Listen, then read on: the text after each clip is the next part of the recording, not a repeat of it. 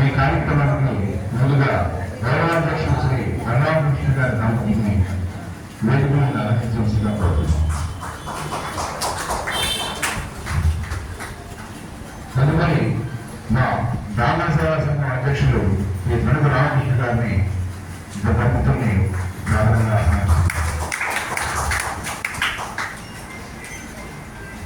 తరువాత బ్రాహ్మణ సేవా సంఘం సెక్రటరీ గారు శ్రీ అతను క్రాంతి గారిని మా దంపతులుగా శ్రీనిధి రావాల్సిందిగా కోరుతున్నాం.